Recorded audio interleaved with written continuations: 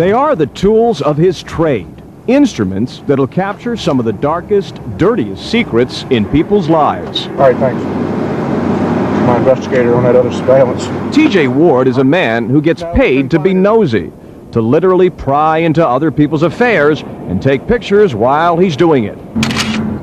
Starts out to be lunch, and after lunch it starts out to be dinner, then it's late night drinks, and then it further on and further on. Yes, she's in this vehicle right here. And we have information from her husband that she's on her way to meet her boyfriend. Surveillance by private investigators is a cat-and-mouse game, getting close enough to the goods, but not too close to get spotted. And we're all the way across the street from where they are. They've met in a parking lot. They picked a rendezvous point, and she's gonna leave her car. The surveillance goes on for several days. The couple meets for dinner, drinks, and a movie. And then one night, the private eye hits pay dirt. We have two married people that are not married to each other going to a hotel room, and she's got, looks like a travel bag, and with her, or a little overnight bag. Ironically, a successful surveillance usually results in a failed marriage.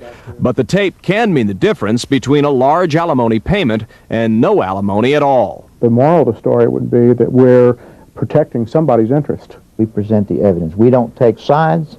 All we do is collect the evidence and present it to the courts. Veteran private eye Ralph Perdomo says he's seeing more cases of adultery, both men and women.